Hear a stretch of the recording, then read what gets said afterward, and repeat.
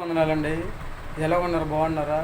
దేవుడిచ్చిన మహా ఉత్సవాలను బట్టి ఈ దిన వాక్యం ప్రకారం మనం చూసుకున్నట్లయితే అండి, మత్తయి సువార్త 5వ అధ్యాయంలో నీతి నిమిత్తము హింసించబడిన వారు ధన్యులు, పరలోక రాజ్యము వారిదని చెప్పేసి దేవుడు చెప్తున్నాడు అనమాట అండి.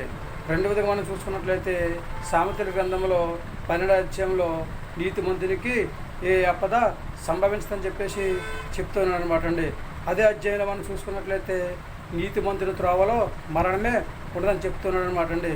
సామెతల గ్రంథం 3వదిగా 10వ అధ్యాయంలో మనం చూసుకున్నట్లయితే అండి, నీతిమంతుని తల మీదకి ఆశీర్వాదము వచ్చిందని చెప్పేసి దేవుడు చెప్తున్నాడు అనమాట అండి.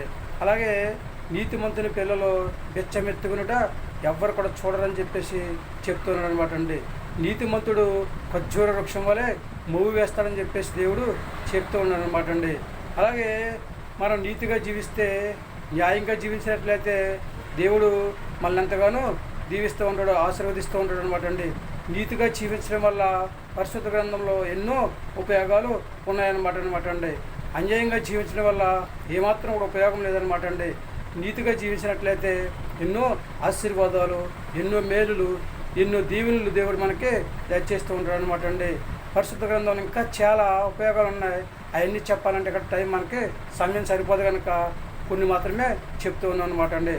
కాబట్టి ప్రతి ఒక్కరు కూడా నీతిని అనుసరించి, నీతి మార్గాన్ని ఎంచుకుని, నీతిగా జీవించి, చక్కగా దేవుని యొక్క ఆశీర్వాదాన్ని సంపాదించుకుని హాయిగా జీవించే యోగ్యతను కలిగి ఉన్నట్లయితే దేవుడు మనల్ని ఎంతగానో దీవిస్తూ ఉంటాడండి, ఆశీర్వదిస్తూ ఉంటాడండి, అభివృద్ధి చేస్తూ ఉంటాడండి. మనందరం కూడా ఉన్నతమైన స్థితిలో ఉంచడానికి దేవుడు ప్రయత్నం చేస్తూ ఉంటాడు అనమాట అండి. మరి ఏమైనా ఆలోచన చేసుకుంటున్నారండి? నీతిగా జీవించి ఆయన రాజ్యవార్తగా జీవించే యోగ్యతను సంపాదించుకుని, ఎందుకంటే పరిశుద్ధ గ్రంథం చెప్తోందండి, ఆయన రాజ్యంలో మొట్టమొదటగా నీతిని వెతకమని చెప్పేసి దేవుడు చెప్తూ ఉన్నాడు కనుక మనందరం కూడా నీతిని వెతికేవారిలా ఉండాలి తప్ప అవినీతిని వెతికేవారిలా మనము ఉండకూడదని చెప్పేసి దేవుడు తన పరిశుద్ధ లేఖనం ద్వారా చదివిస్తూ ఉన్నాడు అనమాట అండి. నీతిగా మనం ఏదైనా మనం సంపాదించుకున్నట్లయితే ఆ నీతి నిత్యము నిలుస్తూ ఉంటుంది అనమాట అండి. ఎవరి నీతి వాళ్ళ ముందరే నిలుస్తూ ఉంటుంది మాట అండి. మరి నా నీతి మీకు రాదు, మీ నీతి నాకు రాదనమాట అండి. ఎవరి నీతి వాళ్ళ ముందర నిలుస్తూ ఉంటుంది కనుక మన నీతిగా జీవించినట్లయితే దేవుడు మనల్ని ఎంతగానో మరొకసారి దీవిస్తూ ఉంటాడు, ఆశీర్వదిస్తూ ఉంటాడు కనుక. లేదండి నేను నీతిని అనుసరించి నడుచుకుంటాను, దేవుడి మాట వింటానండి, దేవుని మాట ప్రకారం నడుచుకుంటానండి, దేవుడికి అంగీకారంగా జీవిస్తూ ఉంటానని చెప్పేసి మనందరం కూడా తలలో ఉంచినట్లయితే ప్రార్థించేద్దాం. మహాపరుషుని పరలోకపు తండ్రి, ఈ ఘనమైన పదం లెక్కలేని స్తుతి స్తోత్రాలు చెల్లించుకుంటున్న ప్రభా, పరమందాస్యుడా తండ్రి, ఎవరైతే నీతిని అనుసరించి నడుచుకుంటారో తండ్రిస్తున్నావో వారు పరలోక రాజ్యాన్ని తండ్రిస్తున్నావో స్వతంత్రించుకుంటారని తండ్రి ప్రభావ, సంపాదించుకుంటారు ప్రభావ, నీ వాక్యం ద్వారా చెల్లిస్తున్న తండ్రి. పిల్లలందరూ తండ్రి ప్రభావ నీతి మార్గాన్ని ఎంచుకుని తండ్రి అందులో నడిచినా తండ్రిస్తున్న ప్రభావ, ఈ రాజ్యవార్తగా జీవించే యోగ్యతను ప్రతి బిడ్డకని దయచేయండి. చిన్నలను, పెద్దలను, యవనస్తులను, వృద్ధులను అందరినీ కూడా ప్రభా పేరుని దీవించండి, ఆశీర్వదించండి నాయన. ఎవరికి కావాల్సిన సహవారికి దయచేయండి నాయన.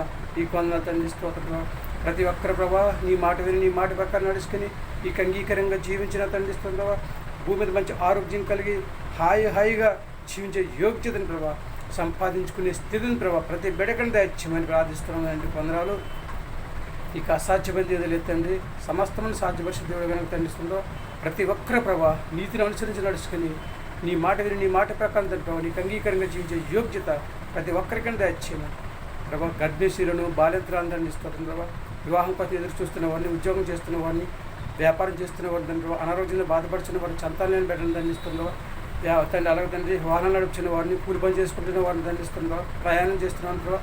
ప్రతి ఒక్కరిని ప్రభా దీవించి ఆశీర్వదించి ఎవరికి కావాల్సిన సహాయం వరకు దయచేయమని మా ప్రార్థన ఆలకిస్తే మా ప్రార్థన విఫలం దయచేయండి. మా కొరకు తరగని యేసుక్రీస్తు ప్రయాసమైన నమ్మని అడిగి వేడుకుంటున్నాం తండ్రి.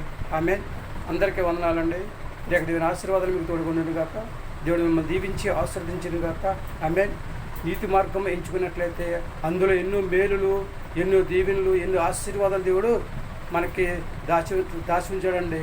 కనుక ప్రతి ఒక్కరు కూడా నీతి మార్గాన్ని ఎంచుకుని దేవుని యొక్క ఆశీర్వాదాన్ని సంపాదించుకుని హాయిగా జీవించే యోగ్యతను మనము కలిగి ఉండాలన్నమాట అండి. ఏమంటారు? వింటారా దేవుని మాట?